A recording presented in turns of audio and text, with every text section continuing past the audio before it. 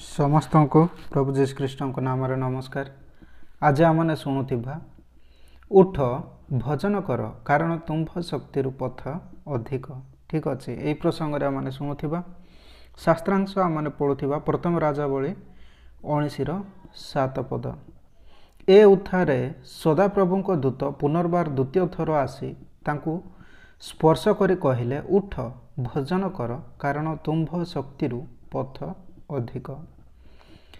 जीवन अनेक समय थकापण निराशा एवं संदेहर ऋतु आनी थाए। एलियों परी परमेश्वर महान सेवक माने मध्य क्लांति और निराशार मुहूर्त अनुभव करथिले।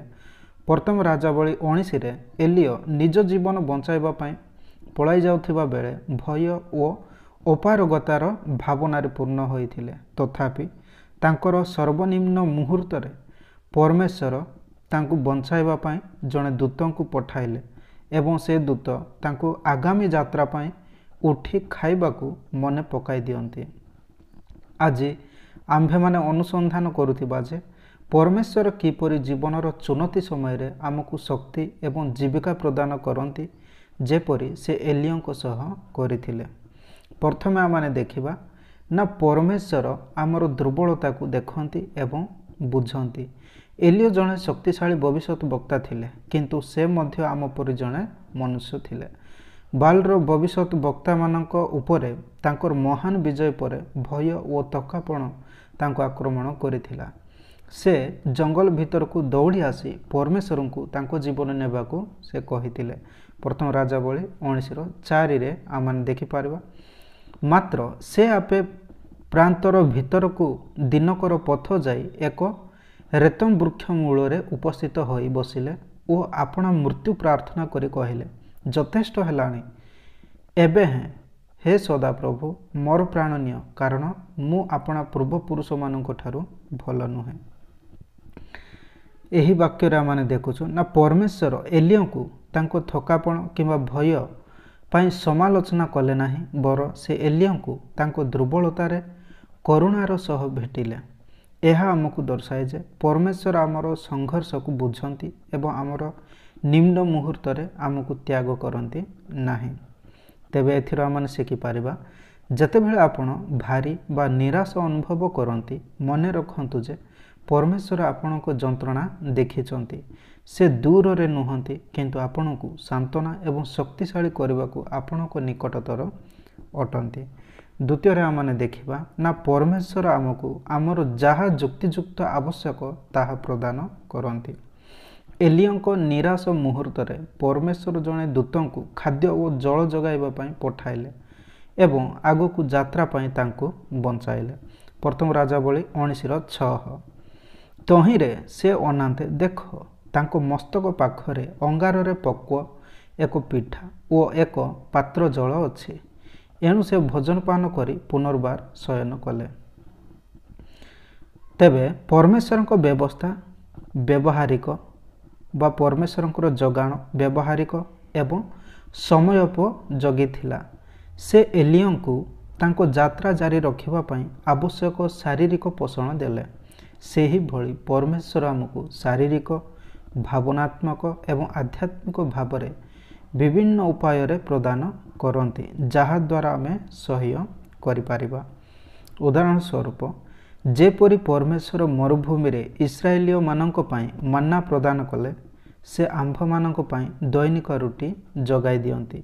यह सर्वदा चमत्कार लागि न पारे किंतु तांकर जगाण सर्वदा यथेष्ट अटे। तेबे एथिरो आमने शिखि पारिबा ना विश्वास करंतु जे परमेश्वर आपणकर कौन आवश्यक ताहा जानती। शक्ति हेउ मार्गदर्शन हेउ कि प्रोत्साहन हेउ से सठिक समय रे ए सबु विषय को जगाई देबे। तृतीय आमने देखुथिबा ना परमेश्वर आमको आगकू यात्रा पई शक्तिशाली करती। खाइबा परे एलियो 40 दिन 40 रात्रि यात्रा करी हरे पर्वत को जीवाकू सक्षम होइतिले जेउठारे से प्रगाढ़ भाव में परमेश्वर को से भेटितिले। प्रथम राजावली 19:8 पद तहु से उठी भोजन पान कले और सेही खाद्यर बल परमेश्वर पर्वत हरे पर्यंत 40 दिन और 40 रात्रि गमन कले। ତେବେ ଏହି ଯାତ୍ରା ଏଲିୟଙ୍କ ପାଇଁ ନିଜ ଶକ୍ତିରେ ଗମନ କରିବା ଅତ୍ୟଧିକ ଥିଲା, କିନ୍ତୁ ପରମେଶ୍ୱରଙ୍କ ଯୋଗାଣ ଦ୍ୱାରା ସେ ସହ୍ୟ କରିବାକୁ ସକ୍ଷମ ହୋଇଥିଲେ। ଏହା ଆମକୁ ମନେ ପକାଇ ଦିଏ ଯେ ଜୀବନର ଚୁନୌତିର ମୁକାବିଲା କରିବାର ଶକ୍ତି ପରମେଶ୍ୱରଙ୍କ ଠାରୁ ଆସିଥାଏ, ନିଜଠାରୁ ନୁହେଁ। ତେବେ ଆମମାନେ ଶିଖିପାରିବା, ଯେତେବେଳେ ଯାତ୍ରା ବହୁତ ଲମ୍ବା କିମ୍ବା ବହୁତ କଠିନ ଲାଗୁଛି, ପରମେଶ୍ୱରଙ୍କ ଶକ୍ତି ଉପରେ ନିର୍ଭର କରନ୍ତୁ। ତାଙ୍କ ବାକ୍ୟ ଏବଂ ପ୍ରାର୍ଥନାରେ ସମୟ ବିତାନ୍ତୁ, ଯାହାଦ୍ୱାରା ସେ ଆପଣଙ୍କ ଶକ୍ତି ଏବଂ ଆତ୍ମାକୁ ନବୀକରଣ କରିପାରିବେ। ଚତୁର୍ଥ ନମ୍ବର ବିଷୟ ଆମମାନେ ଦେଖିବା ନା ମରୁଭୂମି ବାହାରେ ପରମେଶ୍ୱରଙ୍କର ଏକ ଉଦ୍ଦେଶ୍ୟ ରହିଛି। ଏଲିୟଙ୍କ ଯାତ୍ରା ତାଙ୍କୁ ହରେବ ପର୍ବତକୁ ନେଇଗଲା, ଯେଉଁଠାରେ ସେ ମୃଦୁ ସ୍ୱରରେ ପରମେଶ୍ୱରଙ୍କୁ ଭେଟିଲେ।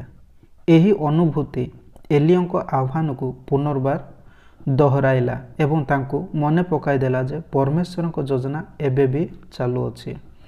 ପ୍ରଥମ ରାଜାବଳୀ 19:12।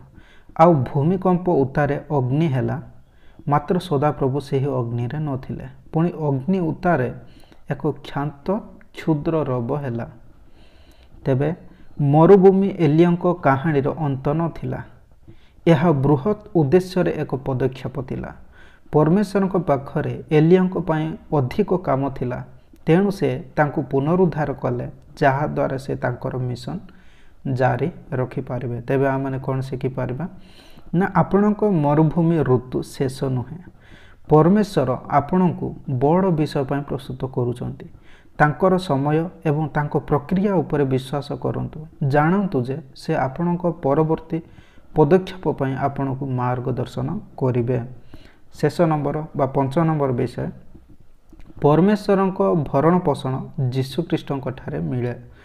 ଯେପରି ପରମେଶ୍ୱର ଏଲିୟଙ୍କ ପାଇଁ ଶାରୀରିକ ରୁଟି ପ୍ରଦାନ କରିଥିଲେ, ସେ ଯୀଶୁଖ୍ରୀଷ୍ଟଙ୍କ ମାଧ୍ୟମରେ ଆମ ପାଇଁ ଆଧ୍ୟାତ୍ମିକ ରୁଟି ପ୍ରଦାନ କରନ୍ତି। ଯୋହନ ପୁସ୍ତକ 6:35। ସେଥିରେ ଯୀଶୁ ସେମାନଙ୍କୁ କହିଲେ, ମୁଁ ସେହି ଜୀବନଦାୟକ ଆହାର, ଯେ ମୋ ନିକଟକୁ ଆସେ ସେ କଦାପି କ୍ଷୁଧିତ ହେବ ନାହିଁ, ଆଉ ଯେ ମୋ ଠାରେ ବିଶ୍ୱାସ କରେ ସେ କଦାପି ତୃଷିତ ହେବ ନାହିଁ। ତେବେ ଯୀଶୁ ହେଉଛନ୍ତି ଆମର ଶକ୍ତି ଓ ଜୀବିକାର ଚରମ ଉତ୍ସ। ଯେତେବେଳେ ଆମେ ତାଙ୍କ ନିକଟକୁ ଆସୁ, ସେ ଆମର ଆତ୍ମାକୁ ପୋଷଣ କରନ୍ତି ଏବଂ ତାଙ୍କ ଅନୁଗ୍ରହ ଏବଂ ଶକ୍ତି ଦ୍ୱାରା ଜୀବନର ଚୁନୌତିର ମୁକାବିଲା କରିବାକୁ ଆମକୁ ସଶକ୍ତି ବା ସଶକ୍ତ କରନ୍ତି। ତେବେ ଆମମାନେ କ'ଣ ଶିଖିପାରିବା? ଆପଣ ଥକି ଯାଇଛନ୍ତି କି? ଯୀଶୁଙ୍କ ପାଖକୁ ଆସନ୍ତୁ, ଯିଏକି ଜୀବନର ରୁଟି ଅଟନ୍ତି। ତାଙ୍କର ଉପସ୍ଥିତିରେ ସମୟ ବିତାନ୍ତୁ ଏବଂ ତାଙ୍କୁ ଆପଣଙ୍କ ଆତ୍ମାକୁ ସତେଜ କରିବାକୁ ଏବଂ ଆଗାମୀ ଯାତ୍ରା ପାଇଁ ପ୍ରସ୍ତୁତ କରିବାକୁ ଅନୁମତି ଦିଅନ୍ତୁ। ସିଦ୍ଧାନ୍ତ ଶେଷରେ ଆମମାନେ ଦେଖିବା ନା ଏଲିୟଙ୍କ କାହାଣୀ ଆମକୁ ମନେ ପକାଇ ଦିଏ ଯେ ଜୀବନ ଯାତ୍ରା ଅତ୍ୟଧିକ ଭାରି ହୋଇପାରେ, କିନ୍ତୁ ପରମେଶ୍ୱର ଆମକୁ କେବେ ବି ଜଣଙ୍କୁ ଏହାର ମୁକାବିଲା କରିବାକୁ ଛାଡ଼ନ୍ତି ନାହିଁ। ସେ ଆମର ଆବଶ୍ୟକତା ପୂରଣ କରନ୍ତି, ଆମର ଦୁର୍ବଳତାରେ ଆମକୁ ଶକ୍ତିଶାଳୀ କରନ୍ତି ଏବଂ ଆମକୁ ତାଙ୍କ ଉଦ୍ଦେଶ୍ୟ ଆଡ଼କୁ ନେଇଯାଆନ୍ତି। ଆପଣ ଯାହା ବି ମରୁଭୂମିର ସମ୍ମୁଖୀନ ହେଉଛନ୍ତି, ପରମେଶ୍ୱରଙ୍କ ଯୋଗାଣ ଉପରେ ବିଶ୍ୱାସ କରନ୍ତୁ ଏବଂ ଉଠନ୍ତୁ, ଏହା ଜାଣି ଯେ ସେ ଆପଣଙ୍କ ପଥର ପ୍ରତ୍ୟେକ ପାଦ ଗତିରେ ଆପଣଙ୍କ ସହ ଅଛନ୍ତି। ଆମେନ୍।